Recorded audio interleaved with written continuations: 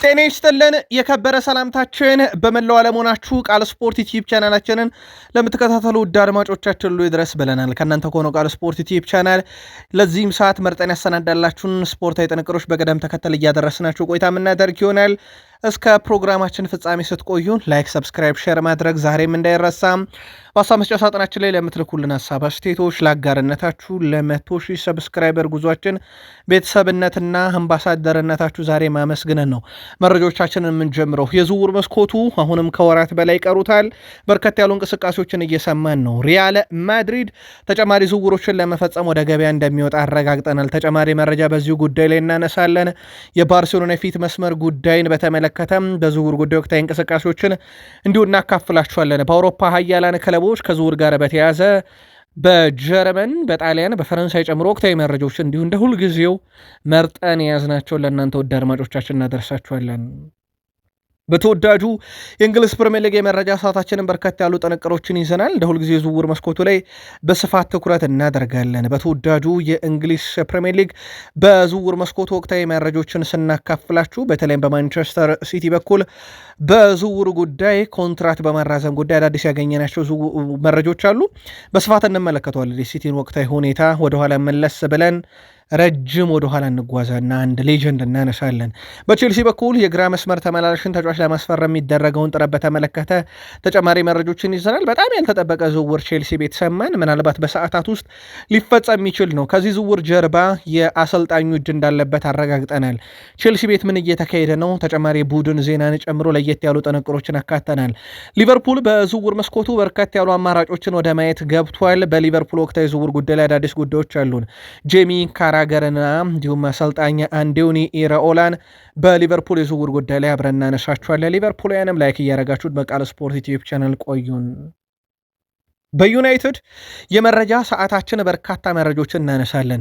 በርካቶችን ያጠራጠረው የማንቸስተር ዩናይትድ የተከላካይን ክፍል በተመለከተ ተጨማሪ መረጃዎችን ልናነሳ ወደናል። ታደምጡታላችሁ። ተጫዋቹም ያለው ነገር አለ። አንዱ ተከላካይ በማንቸስተር ዩናይትድ የአማካይን ክፍል ጉዳይ ላይ ምናልባትም ዩናይትድ በዝውውር መስኮቱ ላይ ሊያደርገው ከሚችለው እንቅስቃሴ አንዱን እናነሳለን። በተለየ መንገድ የማንቸስተር ዩናይትድ የዝውውር ጉዳይን ስናነሳ የስኳድ ዴብዙን ላይ የተመለከተም ለየት ያለ ጥንቅር ይዘናል። አማካዩንም እናነሳለን። በቃል ስፖርት ዩቲዩብ ቻናል የመረጃ ሰዓት አርሰናል ቤት የቡድኑ ወሳኝና ቁልፍ ተጫዋቾች እናነሳለን። ዴክላን ራይስ፣ ቡካዮ ሳካ፣ ጋብርኤል ማጋሌሽ፣ ዩሊያን ቲምበር፣ ጋብርኤል ማርቲኔሊ፣ ኦዴጋርድን ጨምሮ ሰፋ ያለ የቡድን ዜናና የዝውውር መረጃም እንደ ሁልጊዜው ይዘናል። አርሰናል ቤት ለየት ያለ መረጃን ትከታተላላችሁ።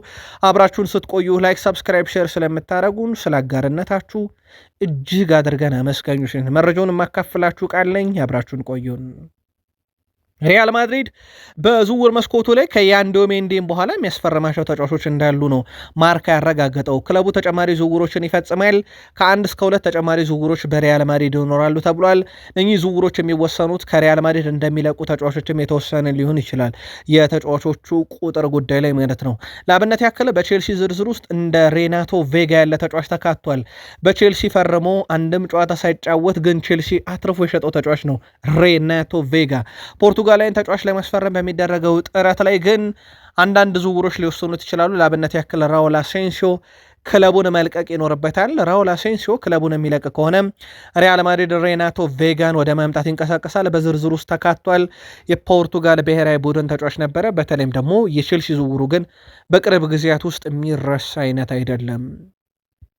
በሪያል ማድሪድ በኩል ራውል አሴንሲዮን በተመለከተ የቼልሲ ዝርዝር ውስጥ የለም። ሞር እንደውም ከፉልሃም ጋር ስሙ እየተያዘ እንደሆነ ይታወቃል።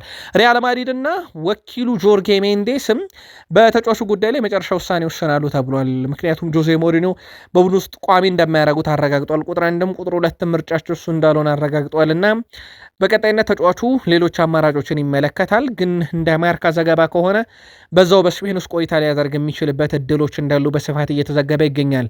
ሌላው ከሪያል ማድሪድ ዝውውር ጋር በተያዘ ያንዶ ሜንዲን በተመለከተ ወደ ሪያል ማድሪድ ሲያቀና ምናልባት በዋነኝነት ቪኒሲየስ ጁኒየር ሊተካ ነው የሚሉ ዘገቦች ሲወጡ ነበር። የለም ብራሂም ዲያዝን ነው የሚተካው የሚሉ መረጃዎች ሲወጡ ነበረ። ግን በላሊጋው ስኬታማው ድሪብለር አንደኛው ቁጥር 1 ላሚን ያማል ነበር፣ ሁለተኛው ቪኒሲየስ ጁኒየር ነበረ። የአንድ ሜንዲ ከሄደ የላሊጋው ሁለተኛ ይሆናል ማለት ነው። በተጠናቀቀው ውድድር ዓመት 118 ስኬታማ ድሪብል ነበረው። ላሊጋው ስኬታማ ድሪብለሮችን እየሰበሰበ ነው ማለት ይቻላል። አሁን ባለው ሂደት አንድ በባርሴሎና ሁለተኛና ሶስተኛ በማድሪድ ይገኛሉ። ግን የሁለተኛውና የሶስተኛው ጉዳይ ጊዜ ይፈልጋል። ዩሊያን አልቫሬዝን በተመለከተ ህልሙ ለባርሴሎና መጫወት ነው። ህልሙ ለባርሴሎና መጫወት የሆነው ሰው ግን በክለቡ ወይም በእናት ክለቡ አትሌቲኮ ማድሪድ ህልሙን ይኖር ዘንድ ያልተፈቀደለት ነው። ምክንያቱም ጉዳዩ የዝውውር ሂሳብ ብቻ አይደለም፣ ወደ ባርሴሎና እንዲያቀና አትሌቲኮ ማድሪድ አለመፈለጉም ጭምር ነው። ከዚህ ጋር በተያያዘ ተጫዋቹ ሁሉንም አማራጮች ይመለከታል ተብሏል። ወደ ባርሴሎና የሚያቀናበትን ተጫዋቹ ክለቡን ለቆ ወደ ባርሴሎና ለመሸጋገር በተለይም የቅድመ ውድድር ዝግጅቱ ሳይገፋ በፊት ይፈልጋል። ይሆን ዘንድ ሁሉንም አማራጮች እየተጠቀመ ነው። ባርሴሎናን በነገራችን ላይ ከዝውውሩ በይፋ አልወጣም። ከሰሞኑ ሁዋን ላፖርታ ያቀረብነው የዝውውር ጥያቄ ዘላለማዊ አይደለም፣ የሆነ ሰዓት ሊቆም ይችላል ያሉት መግለጫ እንዳለ ሆኖ ምናልባት ሁለት አማራጭ ያለው ባርሴሎና በራሱ ፌራን ቶሬስን በቡድኑ ማቆየት አሊያም አጥቂ መስመሩን ማጠናከር ግድ ካለ የበርንማውዙን ኤል ጁኒየር ክሩፒን ማምጣት ነው። ኤል ጁኒየር ክሩፒን ማምጣት ግን በሌላም በኩል በጣም ከባዱ ዝውውር እንደሆነ ይታወቃል። በባየር ሙኒክ በኩል የቡድኑ ወሳኝ የተባሉ ተጫዋቾችና የሚለቁ ተጫዋቾችን እየለዩ ይገኛሉ። ለአብነት ያክል እንደ ኦሊሴ ያለውን አይነካም አይተካም ካሉ በኋላ እንደ ሻት ቦይና እንደ ዦዋ ፓሊኒ ያሉ ተጫዋቾቻችን ግን የቡድናችን አካል አይደለም ብሏል። ይህን የሚሉት የባየር ሙኒክ ስፖርቲንግ ዳይሬክተር ክሪስቶፈር ፍሩይድ ናቸው። ናም ሁለቱ የቡድኑ አካል እንዳልሆኑ አረጋግጠው የትኛውም ክለብ ለዝውውር መደራደር ይችላል ከኛ ጋር፣ እናም ወደ ፈለጉትም ክለብ እንዲያቀኑ ፈቅደንላቸዋል ብለዋል። በባየር ሙኒክ በኩል ባየር ሙኒክ ቤት ስላለን አንድ ሰው እናንሳና እንለፍ። የባሎንዶር ነገር በስፋት ስሙ የሚነሳውን የወቅቱን አስደናቂውን ተጫዋች ሃሪ ኬንን በዚሁ አንስተን እንለፍ። ባለፉት 3 ዓመታት ውስጥ 119 የግብ አስተዋጽኦን በመያዝ ባለፉት 3 ዓመታት ውስጥ 100 ሲደመር የግብ አስተዋጽኦ ያለው ብቸኛው ተጫዋች ነው። ኬሊያን ምባፔ እንኳን 98፣ ሃላንድ 92 የግብ አስተዋጽኦ አላቸው ባለፉት 3 ዓመታት። የሃሪኬን ምጩነት ከፍ ባለ ደረጃ እንዳለ ይታወቃል። ምንም እንኳን ሃሪኬን ባሳካው ክብር ባሎንዶር ለማግኘት በቂ አይደለም የሚሉ እንደ ኢማኑኤል ፔቲ አይነት ሰዎች በሚዲያው ብቅ ብለው ሲተቹ እንደነበረ ሳይዘነጋ ማለት ነው። የአውሮፓ ሀያላን ክለቦችን ወይም ደግሞ በአውሮፓ ውስጥ በሀያልነት ከሚጠቀሱና ከሚጠበቁ ተጫዋቾች ወይ ደግሞ ተጫውተው ከጨረሱት ውስጥ ለአብነት ያክል በዩቬንቱስ እንደ ዱሻን ቬልሆቪች፣ በሊቨርፑል ሳላ፣ በዩናይትድ ያው በነፃ የለቀቀው ሳንቼዝ፣ እነ ብራንት ከዶርትመንድ፣ እነ ኬሲ፣ እነ ፋቢኒዮ እንደዚሁም ደግሞ የቀድሞ የሲቲ ተጫዋች እያልን ነው የምንጠራው ጆን ስቶንስ፣ የቀድሞ የባየር ሙኒክን ተጫዋችን መጥቀስ እንችላለን፣ ሎሬን ጎሬስካ። እነኚህ ሁሉ ኮከቦች በነገራችን ላይ ነፃ ናቸው። የፈለገ ክለብ ተደራድሮ በግል ያስፈርማቸዋል።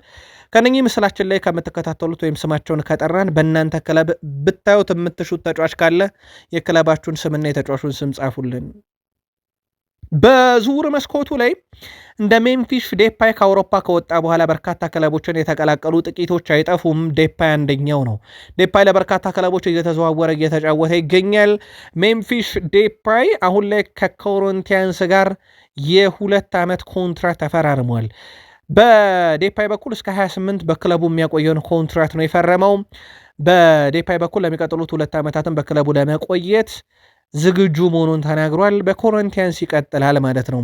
በአውሮፓ በበርካታ ክለቦች ተጫውቷል። በፕሪሚየር ሊግ እንኳን ለማንቸስተር ዩናይትድ ሲጫወት ከምናውቀው ተጫዋቾች ውስጥ አንደኛው እንደነበረ የሚዘነጋ አይደለም።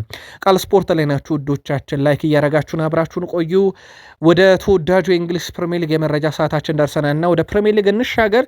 የ100,000 ሰብስክራይበር ጉዟችን እንዳይረሳ ግን ጥቂት ብቻ ነው የሚቀረን። አጋርነታችሁ እንዳይለየን ውድ ቤተሰቦቻችን፣ እስከ ፕሮግራማችን ፍጻሜ ከፕሪሚየር ሊግ መረጃም ጋር ላይክ እያረጋችሁ አብራችሁን ቆዩን። ማንቸስተር ሲቲ በዝውውር መስኮቱ እንደሚሳተፉ ሁሉ ኮከቦችን ማቆየት ላይም እየሰራ ነው። ከሰሞኑም የቡድኑን ቁልፍ ተጫዋች ኮንትራት በማራዘም ይፋ እያደረገ ይገኛል። ጆሽኮ ግቫርዲዮል ውሉን ፈርሟል። በሁሉም ነገር ተጠናቋል። በማንቸስተር ሲቲ ተጨማሪ ዓመታትን ይቆያል። በማንቸስተር ሲቲ በኩል ኦፊሻል አልተደረገም፣ ግን ቃል ስፖርት ዩቲዩብ ቻናል ከታማኝ ምንጮቻችን አረጋግጠነዋል። እስከ 2031 ነው ኮንትራቱ የሚቆየው። ከጁን ጀምሮ ስምምነት እንደነበራቸው የሚዘነጋ አይደለም። የተጫዋቹ ገንዘብ በነገራችን ላይ ጨምሯል። ይሄን ዝውውር ምናልባት ለሲቲ ደጋፊዎች ጥርት ለማድረግ ማርክ ኩኮሪያ ልክ ወደ ሪያል ማድሪድ ማቅናቱን ስንሰማ የዓለም ዋንጫ ጅማሮ በፊት ማለት ነው 1 ወር ከ15 ቀን በፊት የኩኮሪያ ወደዛ መምራትን ተከትሎ ጆሽኳ ግቫርዲዮል በሲቲ እንደሚቆይ በወቅቱም ፍንጭ ተገኝቶ ነበር። አሁን ደግሞ በይፋ ኮንትራቱን ፈርሟል። ሲቲ ኦፊሻል ሲያደርገው ቃል ስፖርት ዩቲዩብ ቻናልም ተከታተለን ኦፊሻል እናደርግላቸዋለን። በሲቲ ዝርዝር ውስጥ አለ ፔድሮ ኔቶ የቼልሲው ተጫዋች። በነገራችን ላይ ይሄ ጉዳይ የተነሳው ማሬስካ ወደዛ ከሄዱ በኋላ ቡድናቸው ለማጠናከር አማራጭ ሳይው ከቼልሲ ቤት ያዩቸው አማራጮች አሉ። ለአብነት ያክል ኤንዞ ፈርናንዴዝ አንደኛው ካዩት ተጫዋች ነው። እሳቸው አይደሉም በነገራችን ላይ የቀጡት ያንን የሁለት ጨዋታ ቅጣት የቀጡት ሊያም ሮዛኔር ነበሩ። ከእሳቸው ጋር ይሄ ፐርሰናል የሆነ ችግር ወይም የግል ችግር የለባቸውም።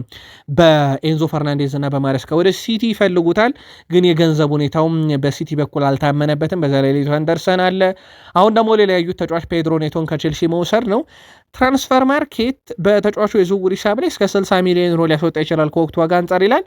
ነገር ግን ከ50 ሚሊዮን ዩሮ በላይ ሲቲ ላይ ከፍልበት ይችላል። ፔድሮ ገና 26 ዓመቱ ነው። ዛሬ ላይ ደግሞ ከሲቲ በተጨማሪ ሊቨርፑልን በዝርዝር ውስጥ አስገብቶታል። በቼልሲ በኩል ግን ያለው አቋም አንሸጠውም የሚል እንደሆነ የሚዘነጋ አይደለም። በዝውውሩ ጉዳይ ላይ ግን አንዳችም እንቅስቃሴ ባይደረግም በማሬስካ ምክንያት ግን በሲቲ ዝርዝር ውስጥ ያለ ተጫዋች ነው። ወደኋላ ጥቂት ዓመታትን እንመለስ ውድ ቤተሰቦቻችን። ከዛሬ 15 ዓመት በፊት ልክ በዛሬዋ ቀን ሰርጂዮ ኩን አጉዌሮ በ38 ሚሊዮን ፓውንድ አትሌቲኮ ማድሪድ ለቆ ማንቸስተር ሲቲን ተቀላቀለ። በሲቲዎች ታሪክ ውስጥ አሁን የምንጊዜም ከፍተኛ ግብ አስቆጣሪያቸው ነው። በነገራችን ላይ በፕሪሚየር ሊግ ታሪክም 12 ሃትሪኮችን የጻፈ ብቸኛው ወይም የሰራ ብቸኛው ተጫዋች እሱ ነው። በፕሪሚየር ሊግም ላይ በጣም አስደናቂ ገደሎችን ፈጽሟል። በፕሪሚየር ሊግ የወርቅ ጫማንም ደጋግሞ ወስዷል። በማንቸስተር ሲቲ በ390 ጨዋታ 260 ጎሎች አሉት።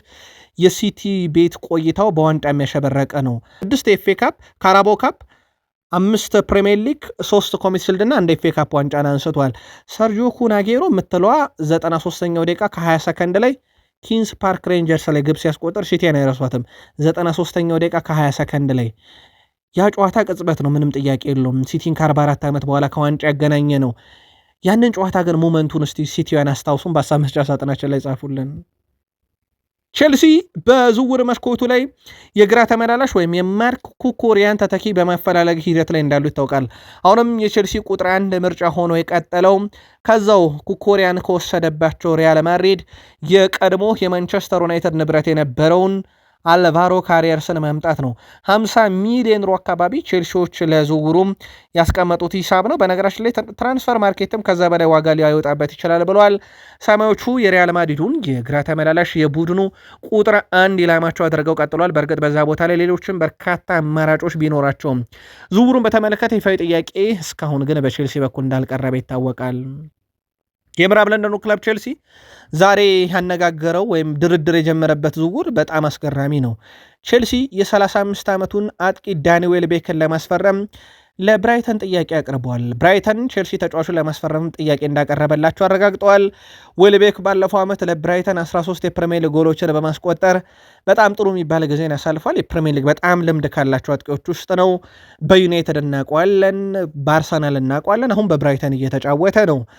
ባለፉት ዓመታት ወጣት ተጫዋቾች ላይ ትኩረት ያደረጉት ሰማዮቹ አሁን ግን የበቃ የበሰለ ወዲያው ፈጣን ምላሽ መስጠት የሚችል ተጫዋች ላይ ትኩረት እያደረጉ ይገኛሉ። ዳንኤል ቤክ ግን ሲመጣ ለቼልሲ ቁጥር 1 ምርጫ ተደርጎ አይደለም የተያዘው። በዚሁ አጋጣሚ ለቼልሲ ደጋፊዎች የቡድኑ ተጠባባቂ ተጫዋች እንዲሆንና ቡድኑ ባስፈለገው ሰዓት ወሳኝ ምላሾችን እንዲሰጥ የቡድኑ ተጠባባቂ አጥቂ እንዲሆንላቸው ነው ዝውውሩ ጥያቄ ቀርቧል። ድርድሩን በሰሞኑ ውጤቱን እንነግራችኋለን። ቼልሲያን ቃል ስፖርት ላይ ናችሁ፣ ላይክ እያረጋችሁን ቆዩን።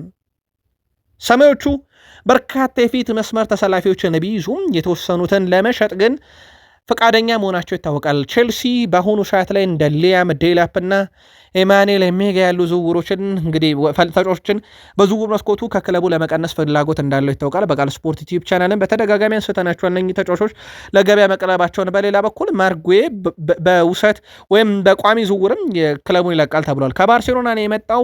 ባርሴሎና ላለመሸጥ ብዙ ጥረት አድርጎ ነበረ፣ ግን ተጫዋቹ ወደ ቼልሲ የመጣው ለእድል ነበረ፣ ግን ያንንም አላገኘም።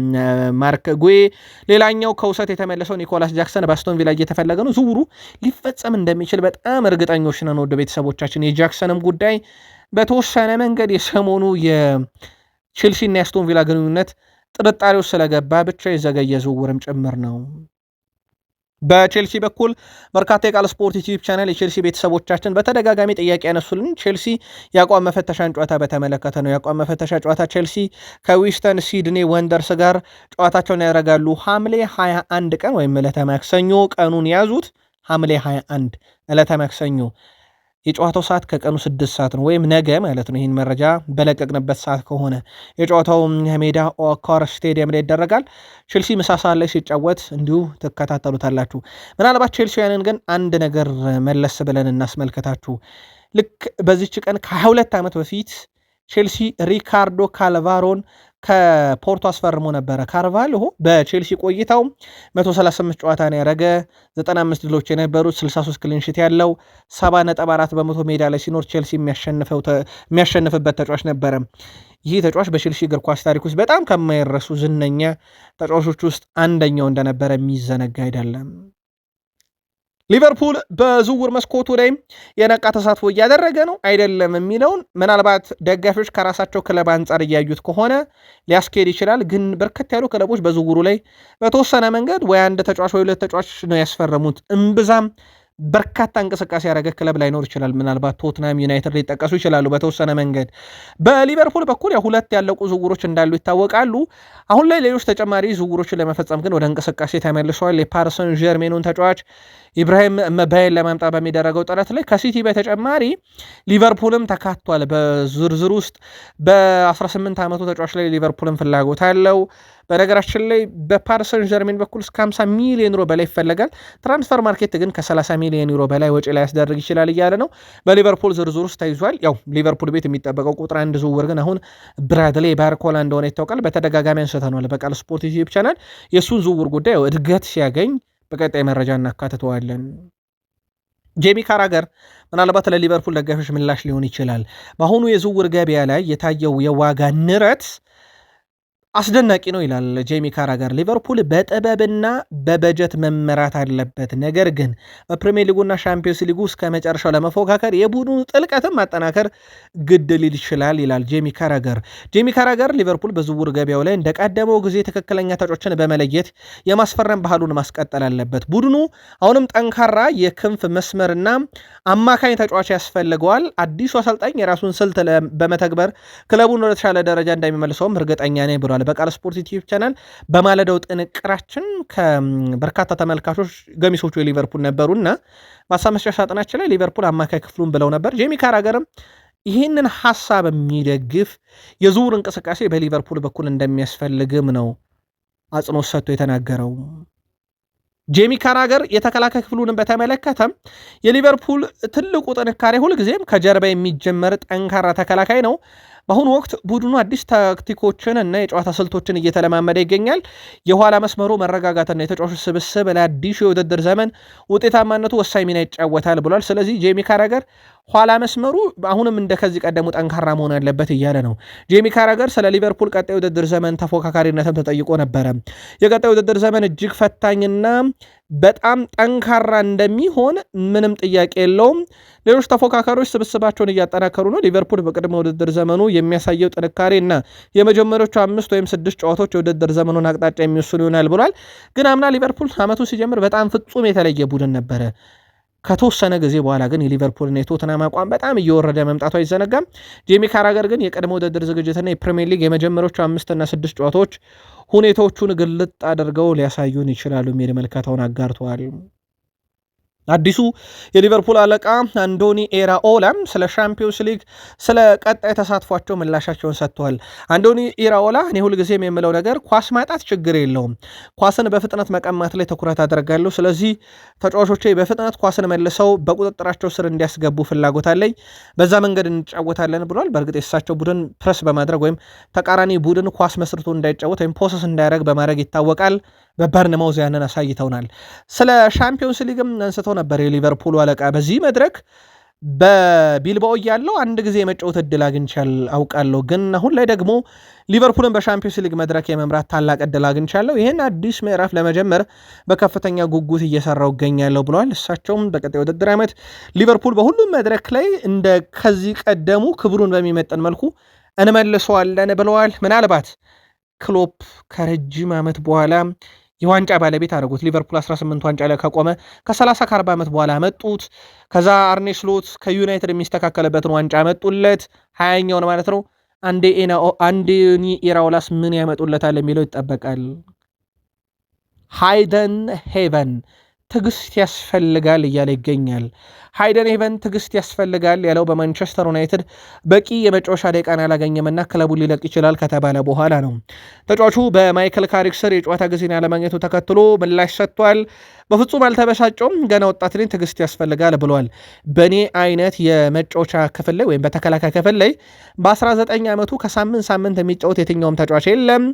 ስለዚህ ጉዳዩ የግል ችግር አይደለም፣ በእኔና በካሪክ መካከል የተፈጠረ ችግር ሳይሆን የእድገት የመብሰል የኳሊቲ ጉዳይ ነውና ለዛ ደግሞ ራሴን እያዘጋጀው መጠበቅ ይኖርብኛል ብሏል ሃይደን ሄቨን እና ዩናይትድን ለመልቀቅ ጊዜው እንዳልሆነ ተናግሯል።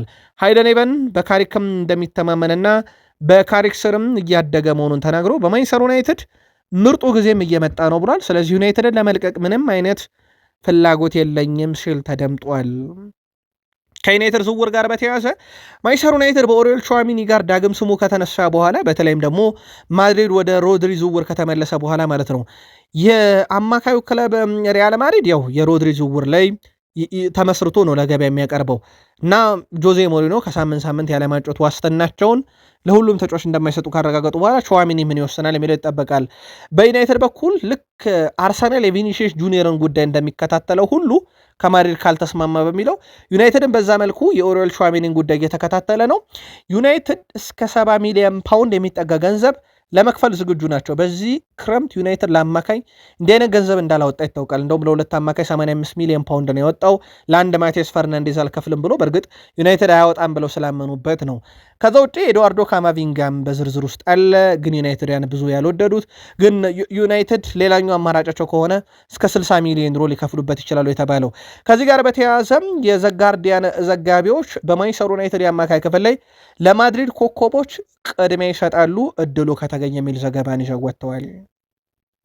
በማንቸስተር ዩናይትድ በኩል ከሰሞኑ ያው ዜርኪዚ መነጋገሪያ ሆኖ ነበረ። በተለይም ያችን ግብ ካስቆጠረ በኋላ ዜርኪዚ በወዳጅነት ጨዋታ ወይንስ ዜርኪዚ ወደ ቀደመ ጣሊያን በነበረ ሰዓት ወደምናቋቋሙ ተመልሶ የሚለው ነገር በትልቁ መነጋገሪያ ነበረ።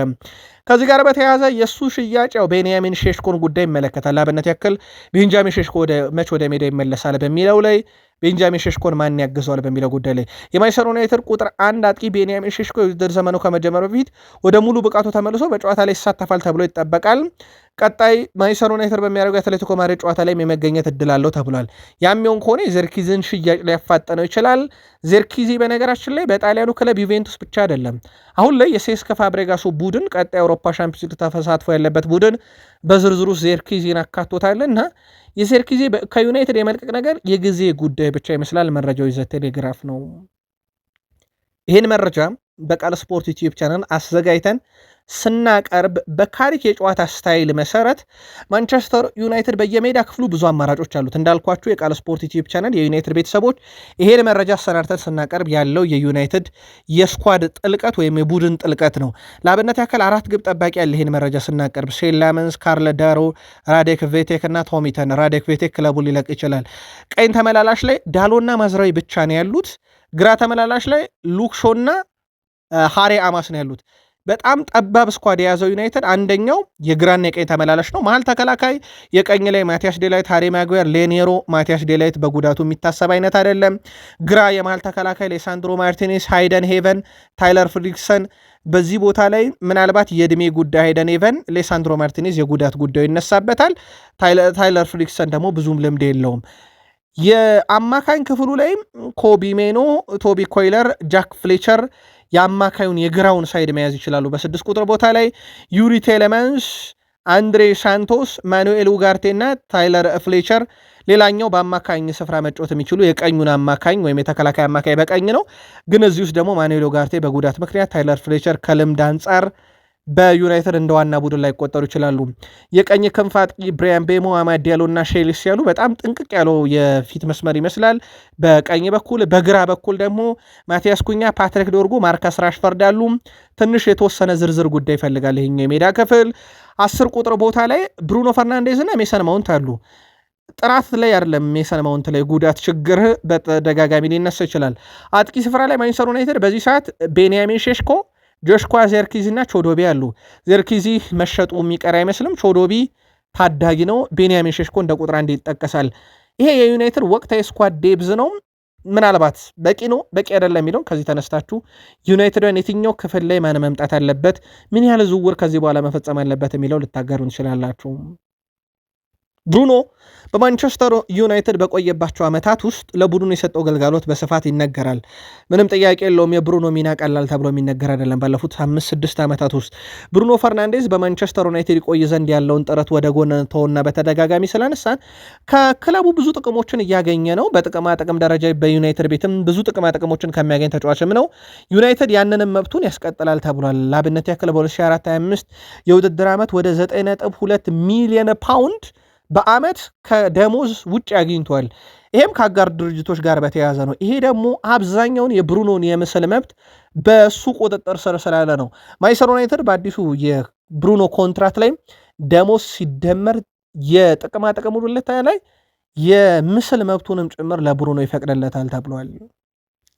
በአርሰናል በኩል የውድድር ዓመቱ ሲጀመር በትልቁ ከሚጠበቁ ቡድኖች ውስጥ አንዱ አርሰናል ነው። የተጠናቀቀው ውድድር ዓመት ሻምፒዮን እንደመሆኑ መጠር ብዙ ትኩረትን የሚስበው ክለብ ነው። ምንም ጥያቄ የለውም። ሻምፒዮኖቹ በቀጣይ ውድድር ዓመት ሻምፒዮንነታቸውን ለመድገምና ሻምፒዮንስ ሊግ ደርሰው ያጡትን ፍጻሜ ለማካካስ ራሳቸውን እያጠናከሩ ይገኛሉ። ምናልባት የዝውውር እንቅስቃሴው በቂ ነው በቂ አይደለም ከጊዜው አንጻር የሚለው እንዳለ ሆኖ በቡድን ውስጥ ግን እንደ ዴክላን ራይስ፣ ቡካዮ ሳካ ያሉ ተጫዋቾች በውድድር ዓመቱ መጀመሪያ ላይ በእረፍት ምክንያት ምናልባትም ጫና ለመቀነስ ተጫዋቾች ላይ ሚኬል አርቴታ እረፍት ሊሰጧቸው እቅድ አለ የሚል ዘገባ በስፋት እየወጣ ይገኛል። ግን የጉዳት ሁኔታ ሳይሆን በቂ እረፍት አግኝተው በሙሉ ፊትነሳቸው እንዲመለሱ ከመፈለግ አንጻር ነው። ጋብሪኤል ማጋሌሽ እና ጋብሪኤል ማርቲኔሊ ከብራዚል ብሔራዊ ቡድን ጋር የዓለም ዋንጫ ጉዟቸው ከተጠናቀቀ በኋላ እረፍት ላይ እንደነበሩ ይታወቃል። በዚህ ሳምንት ከዢሮና ጋር ለሚደረገው የአቋም መፈተሻ ጨዋታ ግን ወደ ቡድኑ ይቀላቀላሉ ተብሎ ይጠበቃል። ሌላው ከጉዳት ጋር በተያያዘ ዩሊያን ቲምበር ነበረ። አነስተኛ ቀዶ ጥገና እንዳደረገ ይታወቃል። በክረምት ከኒዘርላንድ ብሔራዊ ቡድን ከለቀቀ በኋላ በዓለም ዋንጫ ስብስብ ውስጥ ነበረ። ከዛ በጉዳቱ ምክንያት ለቀቀ። መጠነኛ ቀዶ ጥገና ያደረገ ተጫዋች አሁን በግሉ በሳር ላይ ልምምድ እያደረገ ይገኛል። በቅድመ ውድድር ዝግጅት በተወሰኑት ጨዋታዎች ላይ ይገኛል ተብሎ እየተጠበቀ ይገኛል። በ2026/27 የውድድር ዓመት ግን የአርሰናል የቡድኑ አካል ይሆናል። ሌላ ጉዳት ካላስተናገደ በስተቀር አሁን ባለው ሂደት የቡድኑ አካል ይሆናል ተብሎ ነው የሚጠበቀው። ቲምበር ምርጥ ሲሆን የአርሰናል ደጋፊዎች በጣም ከሚወዱትና ምቾት ከሚሰማቸው ተጫዋቾች ውስጥ አንዱ ነው። ያው የእሱም ትልቁ ችግር ተደጋጋሚ ጉዳትና በጉዳት ምክንያት በወሳኝ ጨዋታ ለመገኘት ካልሆነ በስተቀር በአርሰናል በኩል እንደ ሁኔታው ለገበያ የቀረበው አንደኛው ተጫዋች ጋብሪኤል ማርቲኔሊ እንደሆነ ይታወቃል። አርሰናል በሚመጣው ጥያቄ ላይ ተመስርቶ ማርቲኔሊ ለመልቀቅ ፈቃደኛ እንደሆነ ይታወቃል። ፈጣን የግራ ክንፍ ተጫዋች እያፈላለጉ መሆኑን ተከትሎ ሮማ በዋነኝነት ስሙ እየተጠቀሰ ነው። የሳውዲ አረቢያ ሊጎችም አሁን ስማቸው እንዳለ ነው። ሮማ ጋርናቾን ለመውሰድ ያደረገው ጥረት እንዳልተሳካ ይታወቃል። በዛ የሜዳ ክፍል ላይ ተጫዋች እያፈላለገ ነው። ማርቲኔሊ በግሉ በአርሰናል ለመቆየት ፍላጎት አለው። ነገር ግን ከአርሰናል ጋር የሚለያዩ ከሆነ በጣም ትልቅ የተባለ ክለብን መቀላቀልና ለአውሮፓ ሻምፒዮንስ ሊግ የሚጮት ክለብን መቀላቀል ይፈልጋል። ያ ምናልባት አርሰናል ተጫዋቹን ለመሸጥ በሚያደርገው ጥረት ላይ እንቅፋት ሊሆን ይችላል እየተባለ ነው። በተቃራኒው አርሰናል የቪኒሺየስ ጁኒየር ጉዳይ እንዳለበት ይታወቃል። ያ ብቻ አይደለም፣ በዛ ቦታ ላይ የቪኒሺየስ ጁኒየር ጉዳይ ብቻ ሲሆን ሌሎችንም አማራጮች እየተመለከተ ነው። ምናልባት የብራድሊ ባርኮላ ስም እንዳይረሳ አርሰናል ተጫዋች ካጣ ማለት ነው። ምንም እንኳን ብራድሊ ባርኮላ ምርጫው ሊቨርፑል የመሆን እድሉ በጣም ሰፊ ቢሆንም ከአምበሉ ማርቲን ኦዴጋርድ ጋር በተያያዘ ማርቲን ኦዴጋርድ ባሳለፍነው የውድድር ዘመን መገባደጃ ላይ ብዙ አድናቆት የተሸረው ተጫዋች እንደነበረ ይታወቃል። በዚህ ሰዓት ላይ ከአርሰናል ይለቃል የሚሉ መረጃዎች በስፋት በአንድ ወቅት ወጥተው የነበረ ቢሆንም በክለቡ የመቆየት እድሉ ሰፊ ነው። የተወሰኑ ክለቦች ግን በተጫዋቹ ላይ አሁንም ፍላጎት አላቸው። ይፋዊ ጥያቄ ባያቀርቡም ባየር ሙኒክ ሁኔታዎች ላይ ተመረኮዘ የዝውውር ጥያቄ ሊያቀርብ ይችላል እየተባለ ነው። በተለይም ደግሞ ቲም ቶክ ይዞት በወጣው መረጃ መሰረት በባየር ሙኒክ በኩል እንደሚለቃቸው ተጫዋች ላይ ተመስርቶ ኦዴጋርድን በዝርዝር ውስጥ አካቷል። ተጫዋቹን ከዚህ በፊትም ተመልክተውት ነበረ። ተጫዋቹ የመልቀቅ ዕድሉ ግን ይሄ በጣም ትልቅ የሚባል ወይም ደግሞ ለመልቀቅ በጣም የቀረበ ተጫዋች አይደለም። በተጫዋቹ ላይ ሚኬል አርቴታ ያላቸው አድናቆት ይታወቃል። አምበልነቱንም እንዳላነሱበት ይታወቃል። በዛ ሁላ ጫና ውስጥም ከዛ ውጭ ኢታን ንዋኔሪን በተመለከተም ተጫዋቹ በዚህ ክረምት ላይ የመልቀቅ ዕድል እንዳለው ይታወቃል። ግን እንደሚቀርብለት የዝውውር ሁኔታ ላይ ተመረኮዘ ነው። አርሰናል በኢታን ንዋኔሪ ጉዳይ ላይ መጨረሻ ልባት አልወሰነም። ግን የሚቀርብለት የዝውውር ሂሳብ ታይቶ እናም ለተጫዋቹ እድገት ምናልባት በውሰት የመልቀቅ ዕድሉ ግን አሁንም እንደተጠበቀ ነው። አርሰናል በፋይናንስ ደረጃም ብዛም ችግር የለበትም። በርከት ያሉትን እንግዲህ እንደ ገበያ ሁኔታ አይቶ ለመሸጥም ካለው ፍላጎት አንጻር፣ በተለይ ደግሞ አርሰናል ባለፉት 2 ዓመታት ውስጥ ጠቀም ያለ ገንዘብን ያገኘ ክለብ ነው። የፋይናንስ ችግርም ብዛም ነው። ያው በአስገዳጅ ሁኔታ ግን ወጪና ገቢውን ለማስተካከል የደሞዝ ዝርዝሩ ላይ ያሉ ተጫዋቾችን ለመቀነስ ግን ጥረት ማድረጉ አይቀርም።